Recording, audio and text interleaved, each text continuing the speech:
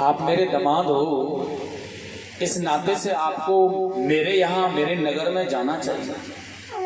विवाह की बात मेरी पुत्री एक भी बार पिता के यहाँ नहीं गई।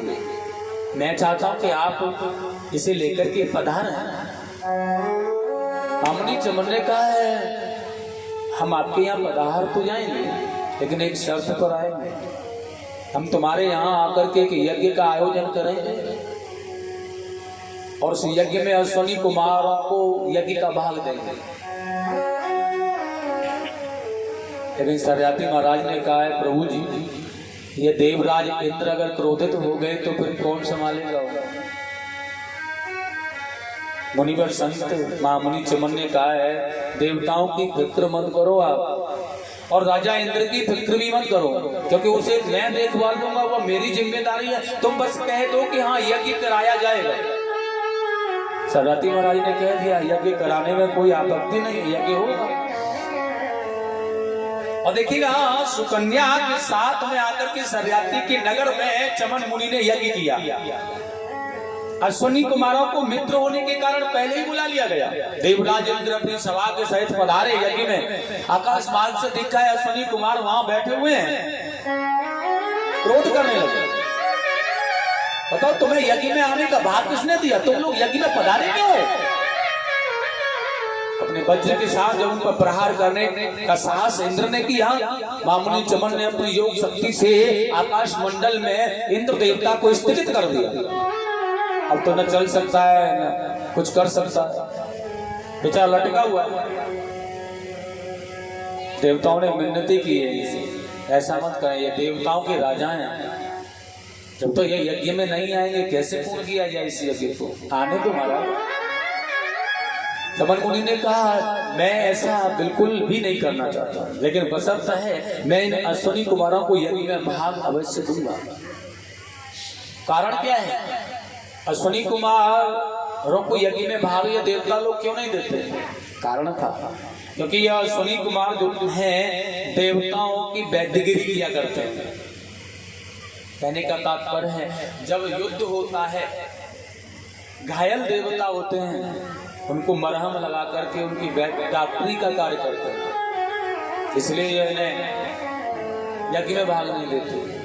अश्विनी कुमार ने कहा ये तुम्हारे साथ के लोग हैं, तुम्हारे अपने हैं, ये तुम्हारे घाव को ठीक करते हैं, ये तुम्हारी पीड़ा के कष्ट का हरण करते हैं, और तुम इन्हें अपनों से अलग करना चाहते हो, ये ठीक नहीं। उन्हें यज्ञ में भाग दिया गया और बड़े प्रसन्नता पूर्वक देवराज इंद्र ने उन्हें स्वीकार किया। सुकन्या चमन मुनि बड़े सुंदर भाव से अपने वैवाहिक जीवन को बिताने लगे। आगे बड़ा सुंदर कहा है बाबा।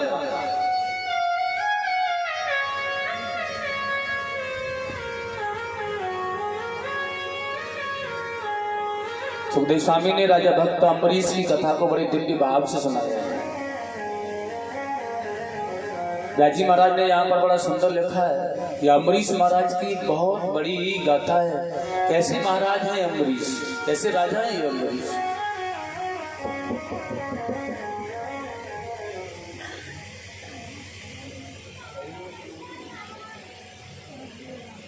बड़े सुंदर लिखा है इस लोग जैसे।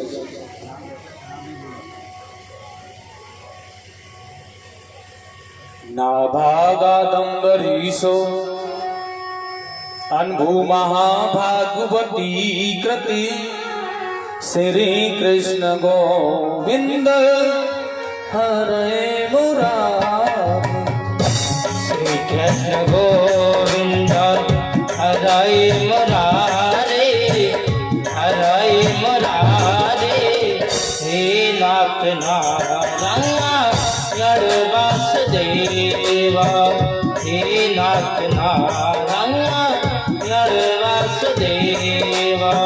नास्तिकस्तं ब्रह्मा साउति यम ते प्रतिहत पक्षता, यम ते प्रतिहत पक्षता। श्री कृष्ण गोविंद हरे मुरारी। श्री कृष्ण गोविंद हरे मुरारी, हरे नारंगा वासुदेवा श्रीनाथ नारंगा वासुदेवा। गोविंद बोलो प्यारे गोपाल बोलो, गोपाल बोलो, राधा रमण हरि गोविंद बोलो। गोविंद बोलो प्यारे गोपाल बोलो, गोपाल बोलो, राधा रमण हरि गोविंद बोलो। राधा रमण हरि गोविंद बोलो। नाभागादम्बरीशो अनभून महाभागवती करते। अम्बरीश बहुत ही भागवत भक्त राजा हुआ।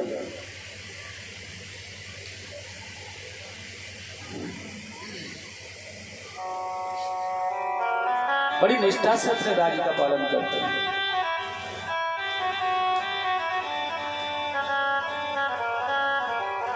सुखदेव स्वामी ने कहा, राजा परीक्षित, जहां पर यज्ञ होता है बिना ही डर के ये चले जाते हैं। जहां भगवान की कथा होती है बिना डर के वहीं रहते हैं, वहीं कथा सुनते हैं भगवान। लेकिन दुनिया के चक्रवर्ती सम्राट हैं, ये ऐसे वैसे राजा नहीं। सम्राट हैं अम्बरीश महाराज, लेकिन भगवान की कथा जहां भी होती है वो अपने राजपाट को यूं ही छोड़ करके चले जाते हैं, कोई लेना देना। भगवान की कथा को निरंतर भक्ति और भाव से एकाग्रचित्त लगा करके सुनते। जब यज्ञ कर रहे होते हैं ना, तो कुछ भी हो जाए कोई फर्क नहीं पड़ रहा, केवल ध्यान मग्न वही है जहां यज्ञ चल रहा है, यहाँ कथा हो रही है।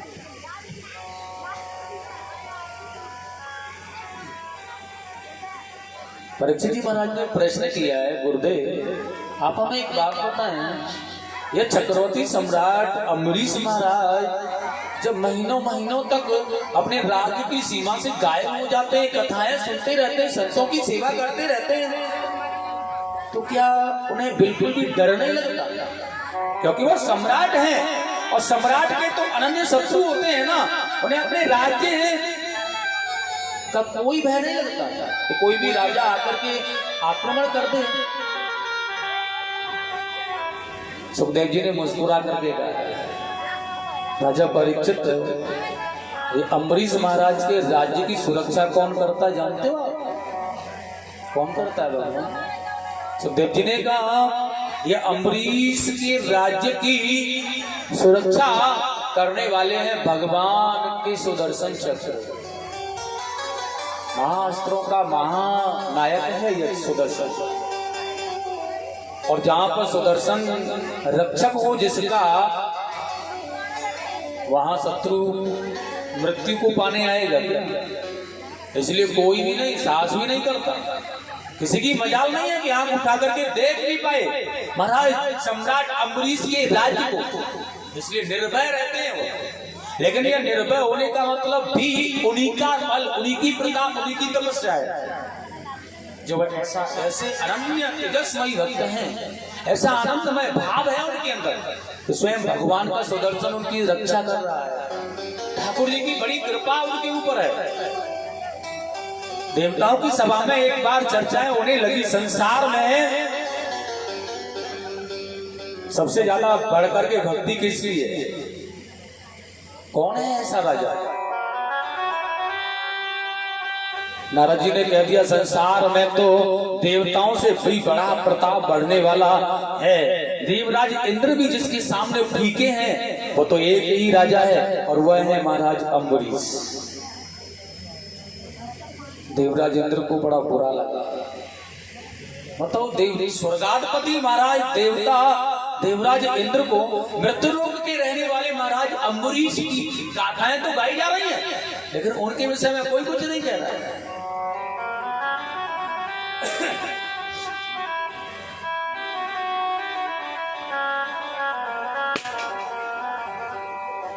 देवराज इंद्र ने महामुनि दुर्वासा ऋषि को प्रार्थना पूर्वक आवेदन किया, प्रभु जाकर के परीक्षा तो लें आप, वाकई में क्या अम्बरीश जैसा गाया जा रहा है, जैसा बखाना जा रहा है वैसे ही है, हमसे बढ़कर के, या बेकार में नारद जी ने कह दिया। तो देखिए दुर्वासा ऋषि यहाँ आए, बड़ा सुंदर अनुष्ठान चल रहा है महाराज अम्बरीश का अपने राज्य में। यह एकादशी का व्रत करते हैं, लेकिन एकादशी का व्रत भी बड़े खास नियम से करते हैं। एक बार तो उन्होंने 1 वर्ष के एकादशी व्रत का अनुष्ठान का पालन किया, लेकिन एक बात और है निराली, जिस दिन इनके यहाँ पर एकादशी का व्रत होता है ना, जिस दिन यह एकादशी का व्रत धारण करते हैं, उस दिन इनके राज्य में घोड़ों को भी घास नहीं डाली जाती है। मानवों की तो बात ही छोड़ो, घोड़ों को भी घास नहीं दी जाती। अपने पूरे राज्य के साथ, राज्य में रहने वाले हर जीव के साथ यह एकादशी का व्रत करते हैं, निराहार।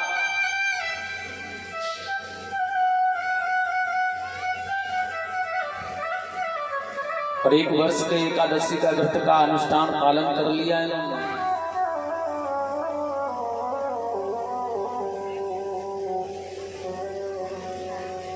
यमुना में स्नान करके आ रहे थे, द्वादशी में पारायण करना था व्रत का। मामुनि दुर्वासा ऋषि जा रहे थे और वह आ रहे थे, देखा मुनिवर को प्रणाम करके निमंत्रण दे दिया, हमारे यहाँ पधारे, आप जल्दी स्नान करके आ जाएं। दुर्वासा ऋषि ने स्वीकार कर लिया, ठीक है आ रहे हैं, चलिए आप। लेकिन यहाँ स्नान करने में यमुना का इन्हें बहुत ज्यादा देर हो रही है और वहां व्रत के पारायण का समय निकला जा रहा है। और ऐसी अवस्था में केवल राजा टकटकी लगाए देख रहे हैं, ऋषि दुर्वासा को निमंत्रण दिया, अभी तक आए नहीं, क्या कारण हो सकता है, क्यों नहीं आ रहे हैं?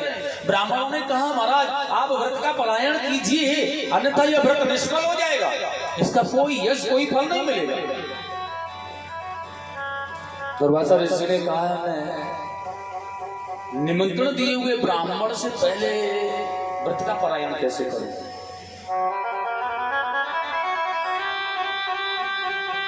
संतों ने, मुनिवरों ने, ब्राह्मणों ने एक बड़ा अच्छा सा उपाय बताया उन्होंने। बहुत कुछ नहीं कर सकते ना, एक चुल्लू भर जल ग्रहण कर लो, जल पीकर के व्रत का पारायण कर दो, कुछ भी मत ग्रहण करो।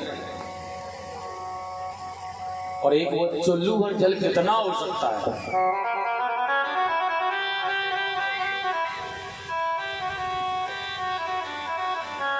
और बाकी में बताया जाए ना, एक चुल्लू इस भरे जल का स्थान कितना होता है। ऐसा कहते हैं हमारे अंगूठे को ऐसे आगे यूं करें ना तो उसके ठीक पीछे गड्ढा बन जाता है थोड़ा सा, जिसे यहाँ जल की बूंद रख करके पान करने से एक चुल्लू भर जल कहते हैं। इतना जल होता है बस।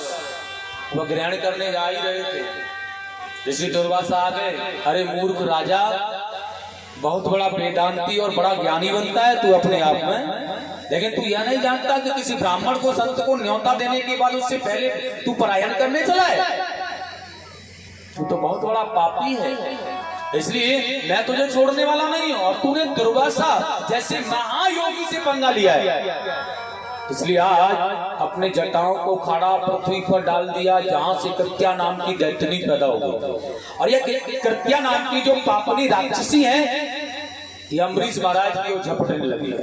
और जैसे अम्बरीश महाराज की ओर गई, तेज गति से भगवान का सुदर्शन आया, उसे जला करके नष्ट कर दिया। और जैसे जला करके नष्ट किया, वह सुदर्शन आज धीरे से दुर्वासा ऋषि की ओर बढ़ने लगा। और जैसे दुर्वासा ऋषि की ओर बढ़ने लगा है, ये बेचारे भागने लगे।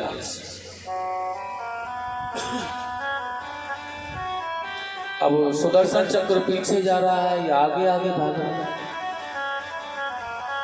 ब्रह्मा जी की शरण में गए, प्रभु मेरी रक्षा करो आप। ब्रह्मा जी ने कहा क्या बात है, लेकिन बताया है भगवान विष्णु का सुदर्शन है ना, ये मेरा पीछा कर रहा है, ये मुझे मारना चाह रहा है। ब्रह्मा जी ने कहा तो प्रभु मैं इसमें कुछ नहीं कर सकता। और सुनो, एक बात मैं आपको बता दे रहा हूं सुदर्शन चक्र के ब्रह्मलोक में आने से पहले आप निकल जाओ यहाँ से। ऐसा न हो कि कहीं उसकी अग्नि से मेरा ब्रह्मलोक जल के नष्ट हो जाए। चले जाओ। बेचारे दुर्वासा ऋषि भागने लगे। कैलाशपति महादेव के पास में आ गए। ये आपका ही दिया हुआ अस्त्र तो है, भगवान विष्णु को आपने ही तो अर्पण किया था प्रभु, आप इसे कहिए, रोकिए से।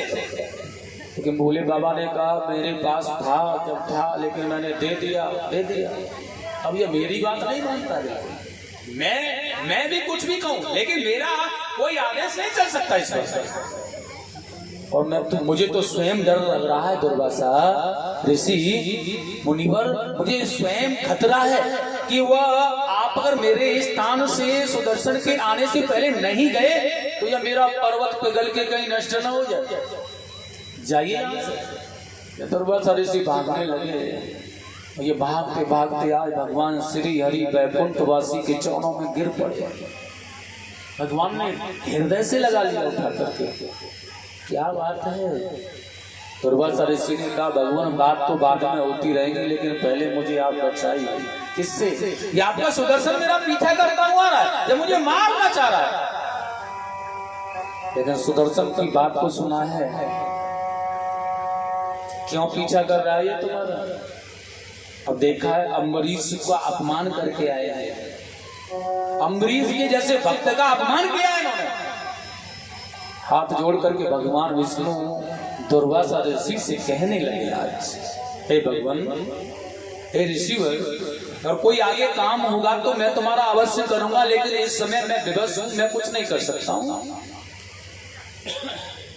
और कहने लगे आज व्यास जी ने बड़ा सुंदर लिखा है यहाँ पर, अहम भक्त पराधीनो, हे भगवान, हे मुनिवर, मुझे क्षमा करना।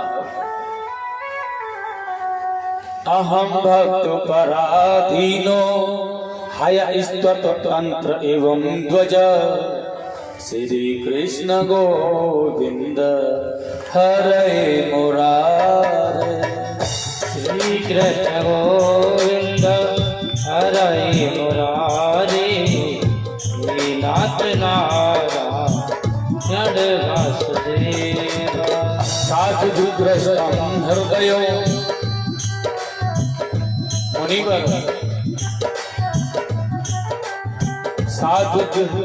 साधु गृहस्थम हृदयो भक्ति भक्तम जन प्रिय, श्री कृष्ण गोविंद हरे मुरारे। श्री कृष्ण गोविंद हरे मुरारे, हे नाथ नारायण वासुदेवा। श्री कृष्ण गोविंद हरे मुरारे, हे नाथ नारायण वासुदेवा। श्री कृष्ण गोविंद हरे मुरारे, हे नाथ नारायण वासुदेवा। अहम भक्त पराधीनो, मैं तो सदा से भक्तों के वश में होता आया हूँ प्रभु जी, मेरे बस की बात नहीं है, और मैं स्वयं में कुछ नहीं हूँ। जैसा मेरे भक्त कराते हैं ना मुझसे, वैसा मैं करता हूँ, मैं वैसा ही करता हूँ। जैसा मेरे भक्त कहते हैं कराने के लिए, वैसा मैं कर देता हूँ, मैं कुछ नहीं हूँ। और यह सुदर्शन है ना, यह मेरी आज्ञा का पालन नहीं कर सकता, यह मुझसे भी अधिक मेरे भक्तों की आज्ञा का पालन करता है। और मामुनि भाई, आपने मेरे भक्त का बहुत बड़ा अपमान किया है, इसलिए अम्बरीश का अपमान किया है तुमने, इसलिए अब तो आपको कोई बचाने वाला नहीं है। दुर्वासा ऋषि ने कहा तो पर मृत्यु नजदीक आ गई माने। भगवान ने कहा एक ही उपाय है बस, और वह उपाय है प्रायश्चित कर लेना। अम्बरीश की शरण में चले जाओ और अम्बरीश की शरण में जाकर के उनसे प्रायश्चित कर लो, तो शायद है कि ये मान जाएगा।